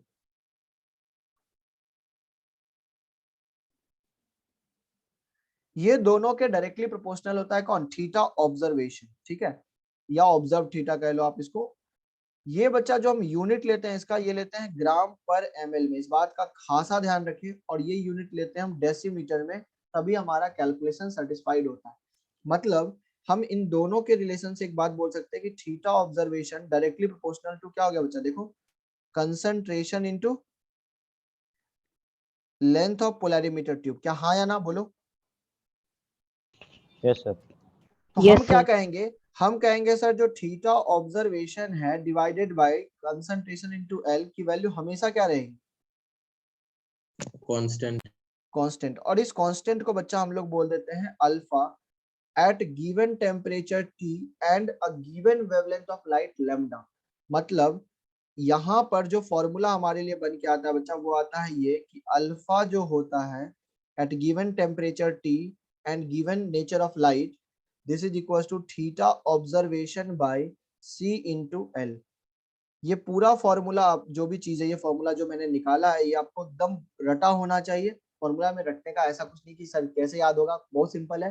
Theta is directly proportional to C and directly proportional to L, तो थीटा बाय सी एल जो है वो कांस्टेंट होगा, और वहां से हम इसको कांस्टेंट बोल देंगे। इस टर्म को हम लोग बोलते हैं बच्चा specific rotation, specific rotation, rotation at T temperature and at a constant value of lambda, constant value of lambda।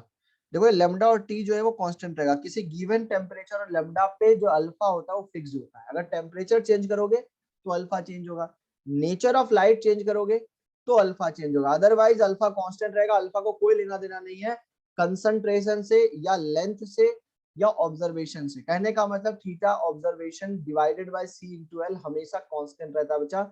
ये हमारा कैलकुलेशन करने का तरीका कि कितना डिग्री रोटेशन हुआ, क्या हुआ, उसी से निकाला जाएगा। मैं फिर से समझा रहा हूं एक बात, अल्फा हमारा स्पेसिफिक रोटेशन है और थीटा ओबीएस जो लिखा हुआ है दिस इज थीटा ऑब्जर्व्ड, जो आपने एंगल रोटेशन ऑब्जर्व किया। तो क्या हम स्पेसिफिक रोटेशन का डेफिनेशन ये दे सकते हैं, सोच के बताना, कि सर थीटा ऑब्जर्व अगर 1 सेंटीमीटर 1 ग्राम पर ml सॉल्यूशन का 1 डेसीमीटर ट्यूब में रख के देखे कि कितना ऑब्जर्वेशन आ रहा है, वही किसके बराबर है, अल्फा के बराबर। देखो यस सर। मतलब मैं कह रहा हूं कि C की वैल्यू कितना रख दो, 1 ग्राम पर ml, और L की वैल्यू किस में रख दो बच्चा, 1 1 डेसीमीटर क्यूब। 1 डेसीमीटर क्यूब नहीं है ना, डेसीमीटर लेंथ है। तो अगर हम कह रहे हैं बच्चा कि C और L की वैल्यू 1 1 रख दें, तो जो एंगल ऑफ रोटेशन है वही किसके बराबर हो जाएगा, अल्फा। अल्फा। ठीक है। अब कुछ बच्चे पूछेंगे सर कंसंट्रेशन का यूनिट यहाँ पे ये क्यों लेते हैं। बच्चा आप खुद सोचो कि ये दोनों का रेशियो, चूंकि आप एंगल ले रहे हो, एंगल डिग्री में आता है, तो कुछ तो यूनिट लेके आप सोचोगे ना। तो यहाँ जो लिया गया यूनिट है वो स्टैंडर्ड यूनिट है बच्चा, वरना आपको यूनिट का पंगा हो जाएगा अगर दूसरे यूनिट में लोगे तो। कंसंट्रेशन को ऑलवेज ग्राम पर ml में लेना है और लेंथ को हमेशा बच्चा यहाँ पे डेसीमीटर में लेना है, नहीं है तो कन्वर्ट कीजिएगा, अदरवाइज गलत हो जाएगा। मैं फिर कह रहा हूँ ये यूनिट स्टैंडर्ड यूनिट है जो आपको यहाँ पे लेना है, ऐसा ही नहीं कह रहा हूँ, this is the standard unit in case of specific rotation. इसको बढ़िया से कॉपी करो, फिर इस पे क्वेश्चंस कराते हैं, मतलब लिखाते हैं पहले। कॉपी कर भी लिया सर पेज ऊपर। Yes sir.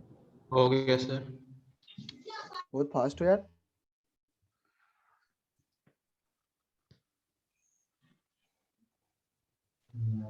आदत सर एक होगी बार ना थोड़ा सर। ऊपर कर दो, हाँ बच्चा, बस थोड़ा सा ऊपर कर दो सर।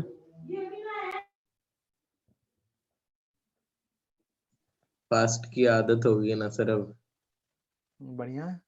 Yes sir. आपको राइटिंग पैसा भी मिलेगा बिगड़ गई सर। सर आपकी वजह से। राइटिंग बिगड़ गई। यस सर, फास्ट फास्ट लिखते लिखते। क्या ही फर्क पड़ता है सर। सर हमारे अलावा कोई नहीं समझ पाता। नहीं नहीं, ऐसा नहीं होना चाहिए। एक्चुअली देखो ऐसा नहीं है कि मैं कहता हूँ बहुत फास्ट लिखो, लेकिन मैं कहता हूँ नोट्स कंप्लीट हो जाने चाहिए। कुछ बच्चे क्या करते हैं गलती, कि अभी भी लेक्चर देख रहे हैं और नोट्स बनाने के लिए स्पेशल लेक्चर देखते हैं कि सर नोट्स कंप्लीट करना है, तो मतलब नहीं है ना, उसका कोई मतलब नहीं है। इतना तो टाइम ही नहीं होता सर। हाँ एग्जैक्टली, इस टाइम को बचाना है बच्चा, ठीक है। चलो लिख लो। कल तो सर आपने बहुत स्पीड में ही करवाया था। कल मैंने स्पीड करा दिया था। अच्छा ठीक है, चलो इस बात का ध्यान रखेंगे। स्पेसिफिक रोटेशन, अगर मुझसे कोई चीज होती है जो इम्प्रूवमेंट मैं कर सकूं आपके लिए तो जरूर सजेस्ट कीजिएगा, मैं जरूर कोशिश करूंगा। नहीं सर, वो स्ट्रक्चर में सर ना थोड़ा समझ टाइम तो आ लगता गया था। चलो बढ़िया है फिर। सर समझ आ जाता है, हमें सही स्ट्रक्चर था बनाने में टाइम लग जाता है तो वो लिखना रह जाता है थोड़ा। अच्छा चलो कोई बात नहीं, वो भी आप धीरे धीरे कवर कर लोगे हमारे साथ रह के। लिखेंगे बच्चा स्पेसिफिक रोटेशन क्या होता है, स्पेसिफिक रोटेशन क्या होता है, लिखेंगे।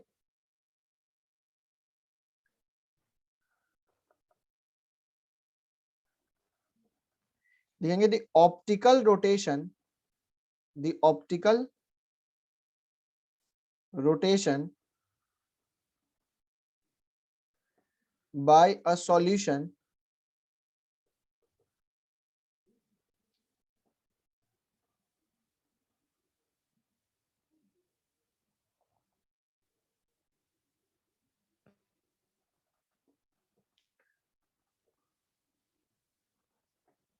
एक सेकंड रुको, स्टेटमेंट थोड़ा चेंज करो मैं। The optical rotation bye a solution having concentration, थोड़ा सा लाइन चेंज कर रहा हूं मैं बच्चा, हैविंग कंसंट्रेशन, कितना ले लो बच्चा कंसंट्रेशन बोलो, 1 ग्राम ग्राम पर 1 ml। ग्राम पर ml। हैविंग कंसंट्रेशन इतना, and it is placed in a 1 decimeter length of polarimeter tube, सही है ना। Yes sir.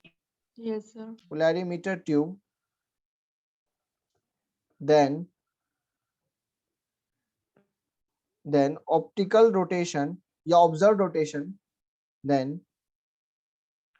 observed rotation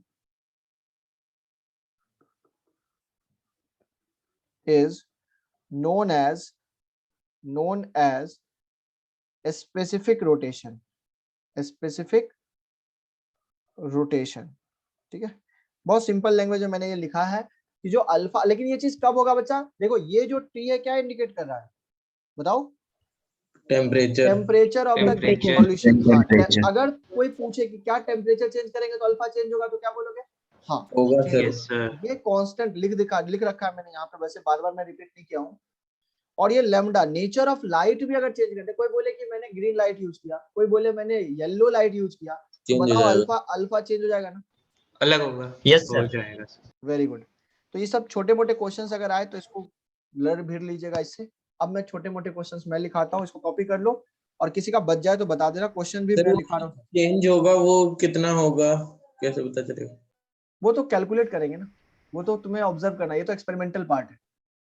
alpha तुम थोड़ी बता सकते हो किसी सॉल्यूशन का कितना होगा, ठीक है? लिखो क्वेश्चन लिखो, मैं समझा रहा हूँ। लिखो question number 1,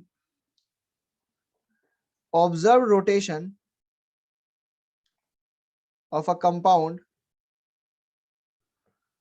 compound is 2 degree. ये रोटेशन दे रखा है, ठीक है बच्चा? बोला है what will be the rotation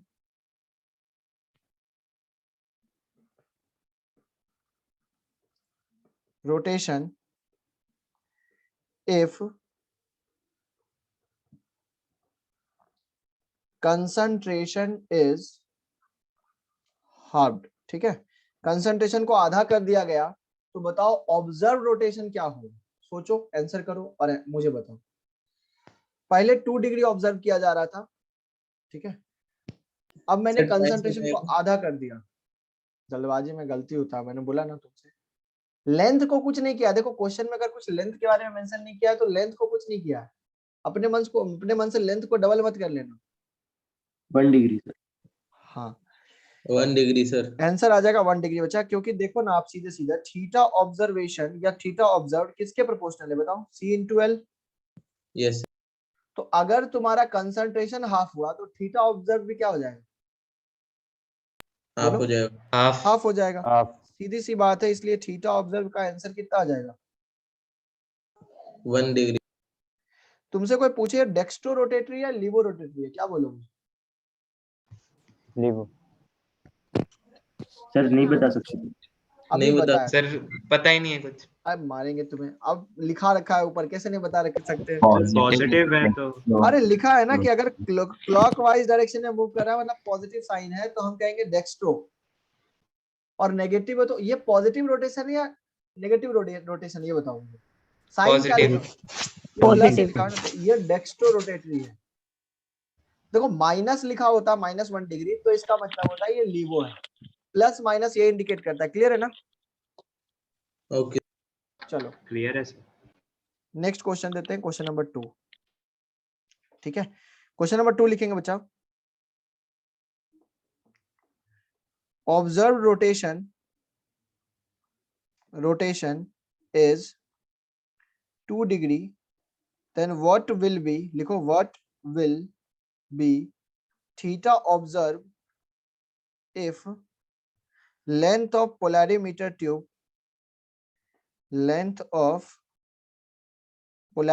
tube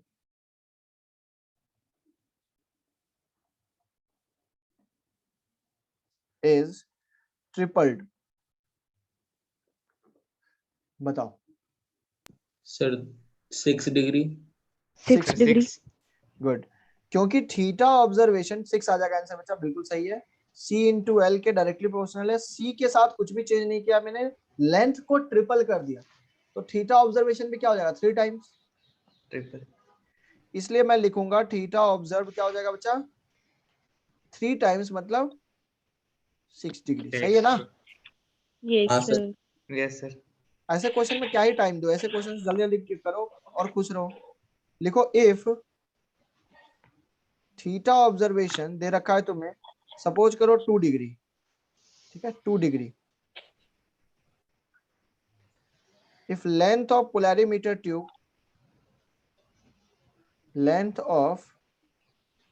polarimeter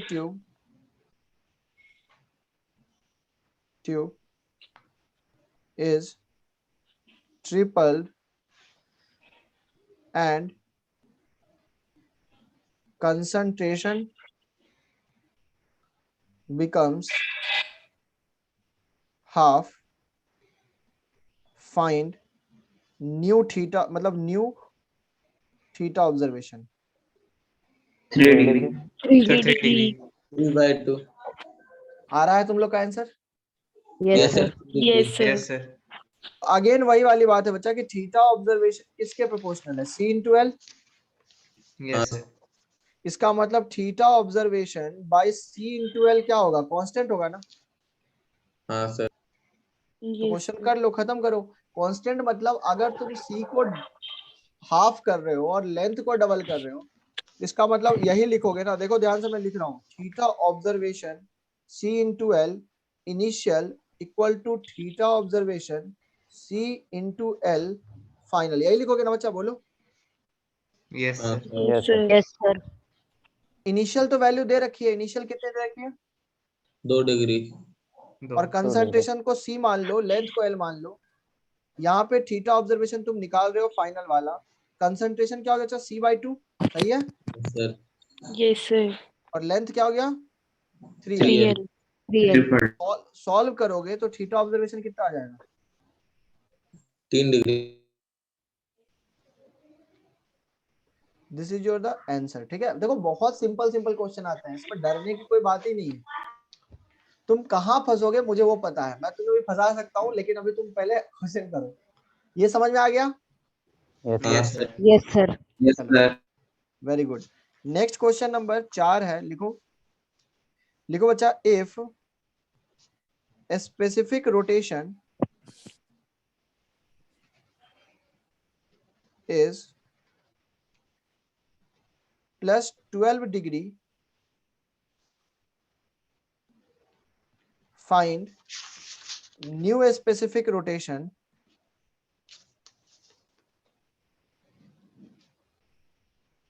if concentration becomes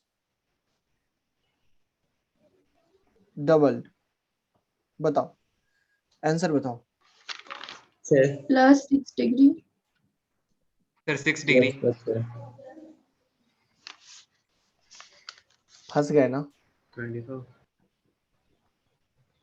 sir 12। Answer होगा बच्चा 12 डिग्री। देखो मैंने क्या बोला, क्या लिखा हुआ है यहाँ पे, ये पहले बताओ। ऑब्जर्व रोटेशन लिखा हुआ है कि स्पेसिफिक रोटेशन लिखा हुआ है? Alpha. Specific.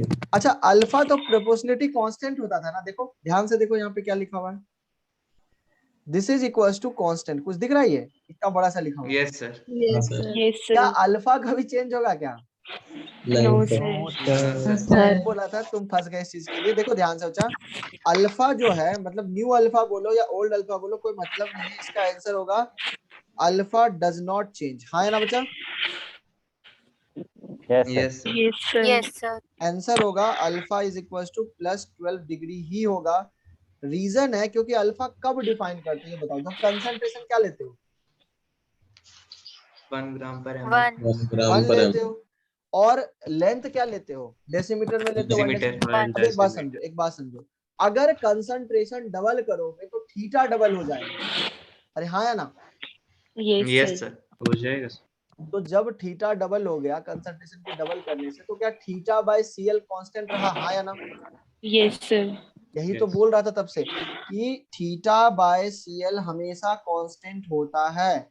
चाहे तुम इसको डबल करो चाहे इसको डबल करो, ये डबल करोगे तो ये डबल हो जाएगा, ये डबल करोगे और ये डबल करोगे तो 4 गुना हो जाएगा। अरे हाँ या ना? Yes, sir. Yes, चलो, sir. बहुत बढ़िया। क्वेश्चन नंबर 5 लिखो। क्वेश्चन नंबर 5 लिखो और लिखो बच्चा क्वेश्चन नंबर 5 में what will be the specific rotation of solution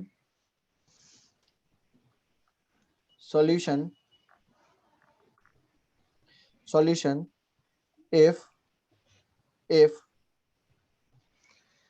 theta observed is equals to plus 8 degree,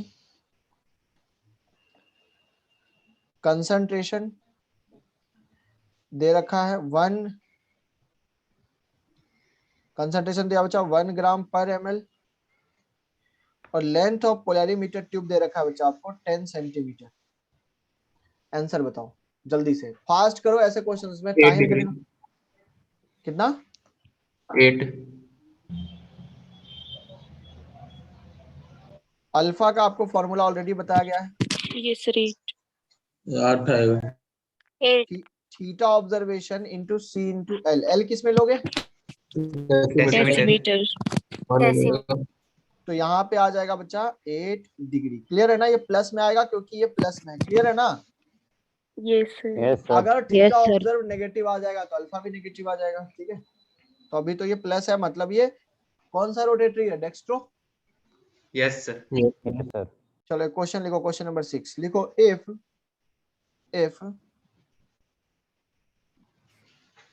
50 gram of a compound, if 50 gram of a compound is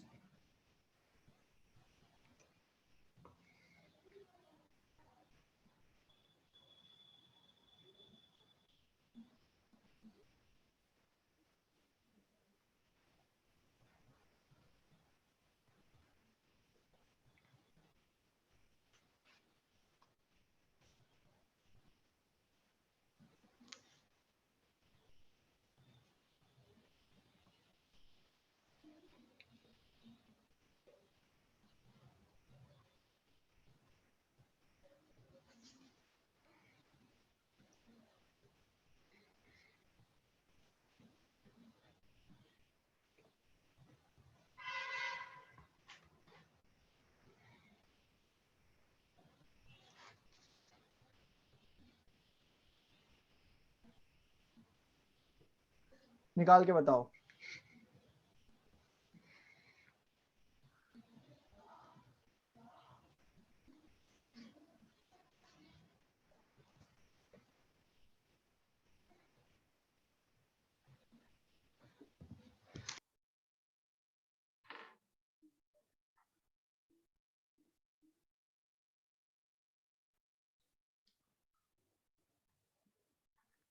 sir 24 degree. तो 24। चलो बाकी लोग भी आंसर कर लो जल्दी से। 24 डिग्री। अपन 24 concentration किस में लेते हैं बच्चा? किस यूनिट में? ग्राम पर ml। ग्राम पर एमएल। अभी जो कंसंट्रेशन है वो किस यूनिट में है? ग्राम पर लीटर। ग्राम पर लीटर। ग्राम पर लीटर है, दिख रहा है ना? तो ग्राम पर ml के लिए क्या करें बताओ? Multiply by 1000। 1 लीटर के जगह क्या कर देंगे? नीचे डिवाइड करेंगे ना बच्चा। ये सर 1000 मतलब लीटर को मल्टीप्लाई करेंगे। हाँ ठीक है, तो ये केस में आ गया, ग्राम पर ml में आ गया। देखो हाँ है ना? हाँ सर। तो ये सॉल्व करके कितना आ रहा है देखो जरा। 24 डिग्री प्लस 24 आ रहा है, मतलब ये सर 1/2 आ रहा है ना? Yes sir. तो कंसंट्रेशन है 1/2 ग्राम पर ml। पोलैरिमीटर लेंथ ट्यूब कितनी है देखो? 40 सेंटीमीटर। इसको किस में लिखेंगे? डेसीमीटर। डेसीमीटर। डेसीमीटर। तो बताओ अल्फा क्या निकालना? थीटा निकालना है ना? तो 24 आ रहा है सर। हाँ, तो अल्फा का फॉर्मूला होता है theta observation by C into L. तो देख लो, वैल्यू पुट कर लो। यहाँ से मुझे बताओ थीटा ऑब्जर्वेशन क्या है? 24 प्लस का 24 डिग्री पॉजिटिव में। क्लियर है ना? Yes sir. तो इस तरह से बच्चा हम ऑप्टिकल रोटेशन निकालेंगे। एक क्वेश्चन आपको घर के लिए दे रहा हूँ, वो आपको घर पे ट्राई करना है, मैं नहीं बता रहा, वो क्वेश्चन कल बताऊंगा। क्वेश्चन है बच्चा, अ सॉल्यूशन ऑफ, कल भी क्लास लोगे? नहीं कल नहीं, मतलब जब क्लास लूंगा नेक्स्ट क्लास। ठीक है, अ सॉल्यूशन ऑफ +2 ब्यूटेनॉल। कोई बता सकता है प्लस का मीनिंग क्या है यहाँ पे, मतलब क्या है? डीएस। हाँ डेक्स्ट्रो है। डेक्स्ट्रो है, मतलब अल्फा अगर लेना होगा तो किस वैल्यू में लोगे? प्लस या माइनस? प्लस में। प्लस में। अच्छा माइनस लगा रहता तो अल्फा माइनस में लेते। क्लियर है ना? हाँ sir. Yes sir this is dextro, positive sign का मतलब है डेक्स्ट्रो, तो लिखो +2 butanol having concentration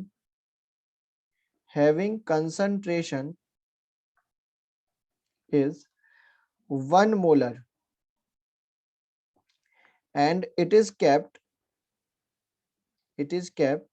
in a 40 centimeter polarimeter tube.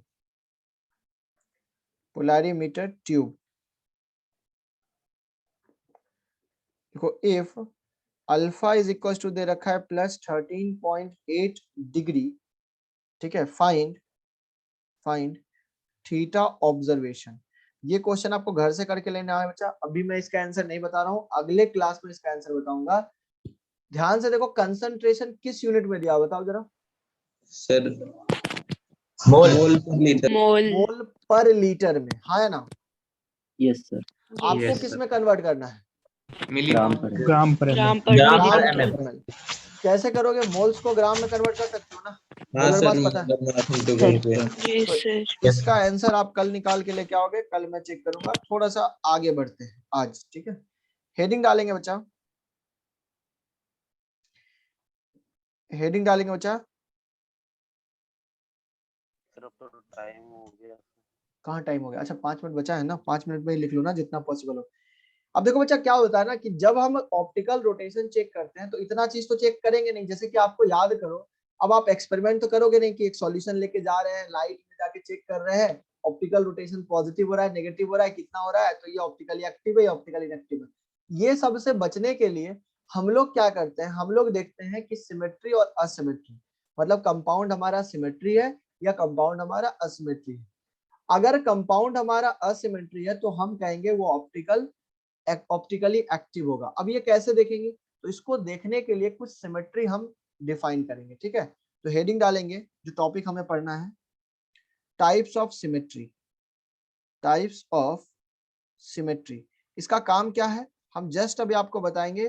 पहले आप इसको समझो कि टाइप्स ऑफ सिमेट्री में हमें पढ़ना क्या है। हमें 4 टाइप के पढ़ने बच्चा, जिसमें पहला है plane of symmetry. Plane of symmetry,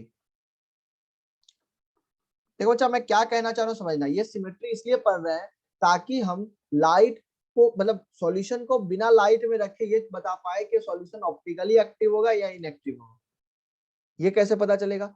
तो अगर किसी में सिमेट्री प्रेजेंट है तो उसके हिसाब से आंसर करना है कि सर ये ऑप्टिकली एक्टिव है या इनएक्टिव है। अब ये कब, ये कंक्लूजन तब बताएंगे जब आप सारा सिमेट्री पढ़ोगे और सिमेट्री का कंक्लूजन बताएंगे लास्ट में।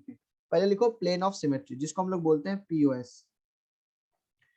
दूसरा होता है बच्चा centre of symmetry. Centre of symmetry, जिसको हम लोग बच्चा बोलते हैं सीओएस। तीसरा होता है बच्चा हमारा axis of symmetry. Axis of symmetry, इसको बच्चा प्रॉपर एक्सिस ऑफ सिमेट्री के नाम से जाना जाता है। This is also known as proper, अच्छा एक्सिस ऑफ सिमेट्री का फुल फॉर्म है एओएस, ठीक है, एओएस। इसको हम कभी कभी प्रॉपर एक्सिस ऑफ सिमेट्री भी बोल देते हैं, प्रॉपर एक्सिस ऑफ सिमेट्री। और लास्ट है बच्चा हमारा नंबर 4 जो हमें पढ़ना है, वो है बच्चा improper axis of symmetry. Improper axis of symmetry,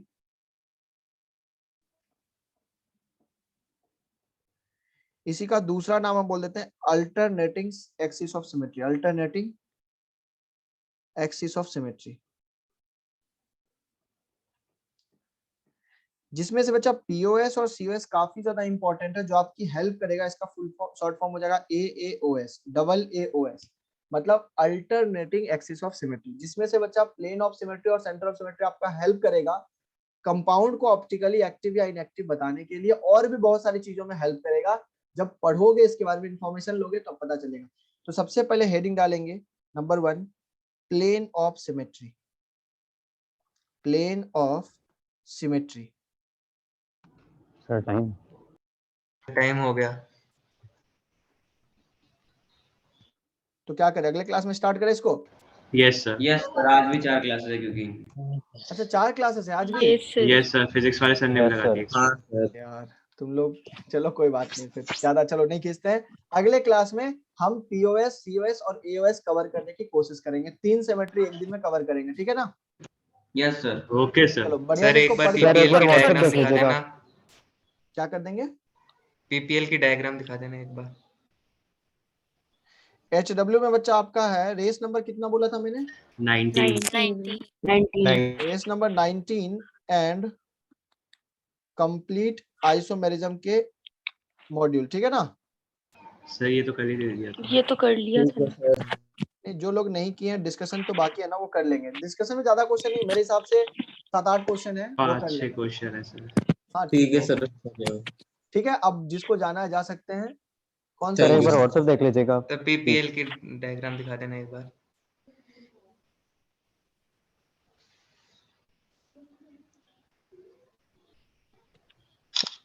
sir आपने कॉर्नर में ब्लू कलर का क्या लिखा है?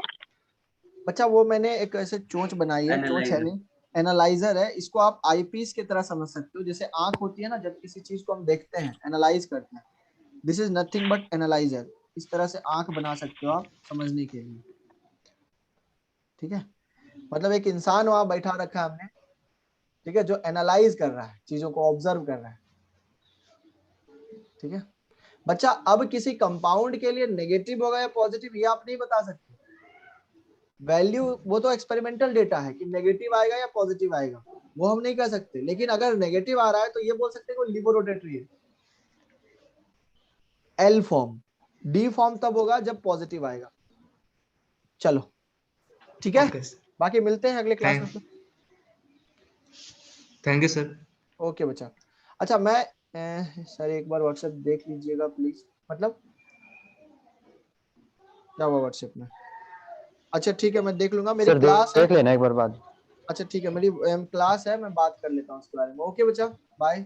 Okay sir. ओके बच्चा।